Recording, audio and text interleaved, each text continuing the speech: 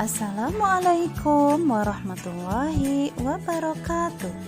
Halo anak-anak TK Persis yang soleh dan solehah. Bertemu lagi dengan Bu Guru di program Literasi TK Persis Tarogong. Hari ini kita akan mendengarkan cerita yang baru lagi nih. Yuk simak ceritanya. Bismillahirrahmanirrahim. Lebah si gudang madu. Musim semi telah tiba, bunga bermekaran di mana-mana. Alangkah indahnya pagi ini. Lebah keluar dari sarangnya, hinggap dari bunga ke bunga. Aku harus mengumpulkan madu sebanyak-banyaknya, ujarnya. Di kursi duduknya, si kumbang hitam bermalas-malasan. Ia melihat bagaimana lebah begitu rajin mengumpulkan madu. Ketika lebah lewat di depannya, kumbang hitam berkata, "Kau ini mengumpulkan madu tanpa henti seperti merasa dunia mau kiamat." Mendapat sindiran seperti itu, lebah hanya tersenyum. "Lebih baik bekerja daripada mencela tidak ada guna," jawab lebah. "Tapi kau rakus dan serakah. Apakah perutmu tidak pernah kenyang dengan madu yang kau kumpulkan?" Celah kumbang lagi. Namun lebah tidak mau menanggapi. Ia langsung pergi. Kupu-kupu mendekati lebah. "Halo teman, jangan gubris ucapan kumbang. Dia memang binatang pemalas," kata kupu-kupu. "Ya, lebih baik bekerja daripada mencela tidak ada guna," jawab lebah. "Setuju kawan, ayo kita cari madu bersama-sama," ajak kupu-kupu. Cukup sekian ya untuk hari ini. Penasaran kan dengan kelanjutan ceritanya? Lanjut besok ya. Sampai jumpa besok anak-anak. Wassalamualaikum warahmatullahi wabarakatuh. Assalamualaikum warahmatullahi wabarakatuh. Alhamdulillah hari ini kita bisa berjumpa lagi. Kita akan melanjutkan cerita yang kemarin. Selamat menikmati. Bismillahirrahmanirrahim. Lebah kembali hinggap di kelopak bunga. Ia menghisap nektar atau sari bunga dengan belalainya yang berbentuk seperti tabung. Lebah sanggup membawa sari bunga hampir seberat tubuhnya. Setelah itu, ia membawanya pulang. Lebah membuat sarang di sebuah pohon yang tumbuh di lereng bukit. Di sana ia bertemu dengan lebah-lebah lain yang juga baru pulang dari mencari nektar. Lebah mengunyah nektar dengan bantuan enzim untuk diubah menjadi madu cair. Madu yang masih cair itu kemudian diteteskan ke dalam kotak-kotak madu berbentuk segi 6. Ada puluhan, bahkan ratusan kotak yang ukurannya sama persis di sarang lebah. Itulah kotak gudang madu milik lebah. Lebah kemudian mengipasi madu cair itu dengan mengibas-ngibaskan sayapnya sampai cairan madu itu mengental.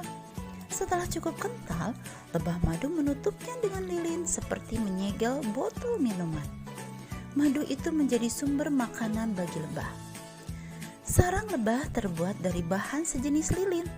Lebah adalah arsitek ulung.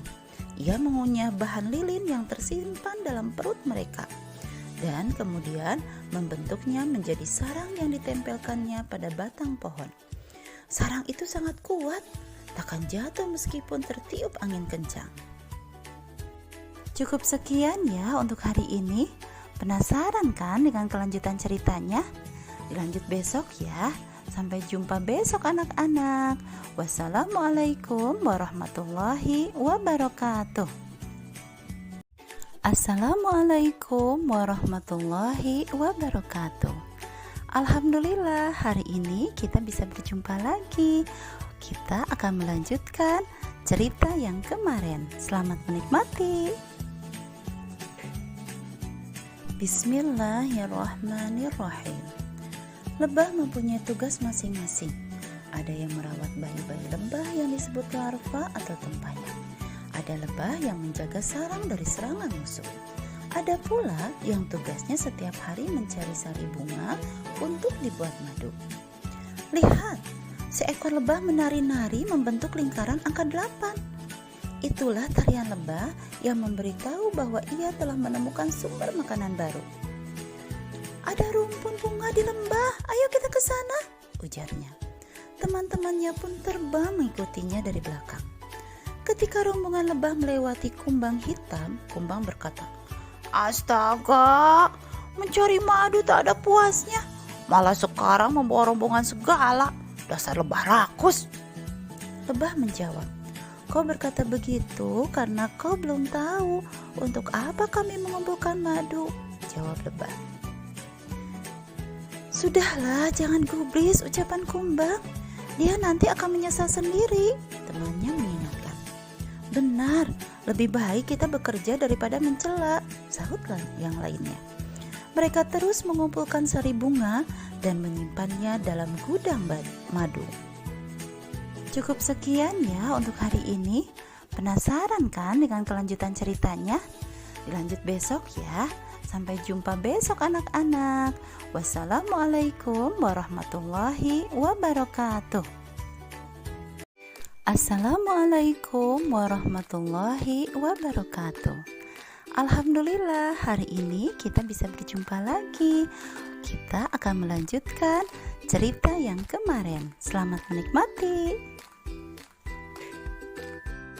Bismillahirrahmanirrahim. Musim hujan tiba. Di mana-mana basah. Matahari sering tertutup mendung. Bahkan musim hujan kali ini agak beda. Turunnya lebih panjang. Udara menjadi begitu lembab dan dingin, membuat binatang-binatang tak bisa keluar mencari makanan. Lebih menyedihkan lagi, banyak tanaman yang tidak mengeluarkan bunga. Semuanya menguncup kedinginan. Hal ini membuat binatang serangga pencari madu sulit mendapat makanan. Mereka pun banyak yang kelaparan. Hanya lebah yang merasa aman karena mereka telah menyimpan stok makanan cukup banyak.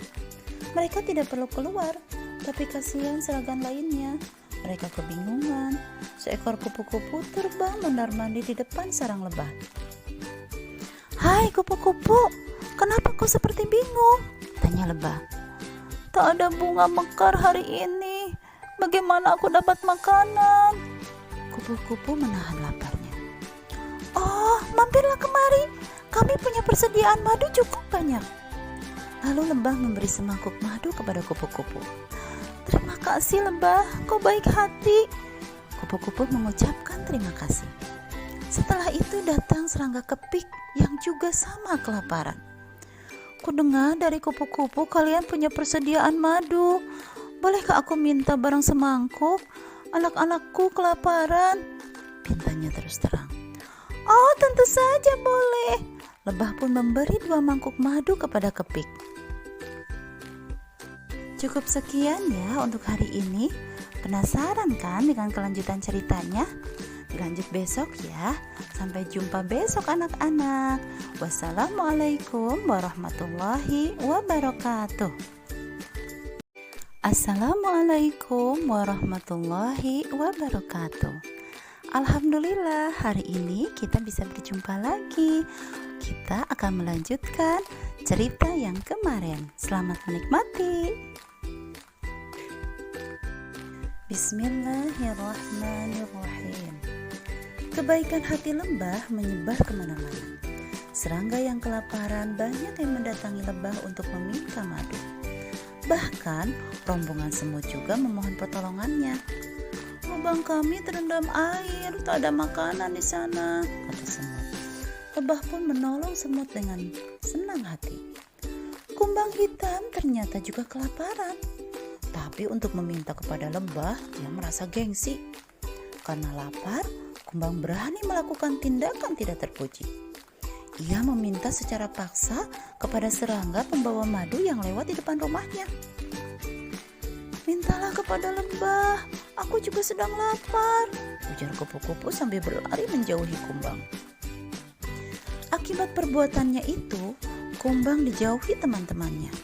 Ia hidup sendirian di rumahnya. Perutnya bertambah lapar. Sementara hujan terus turun. Tak ada satupun bunga yang mekar. Kumbang segera menyesali perbuatannya. Mengapa ia dulu tidak rajin seperti lebah dalam mengumpulkan madu? Sikap tidak terpuji Kumbang yang berani meminta paksa terdengar juga oleh Lebah. Tapi Lebah tidak punya sifat dendam.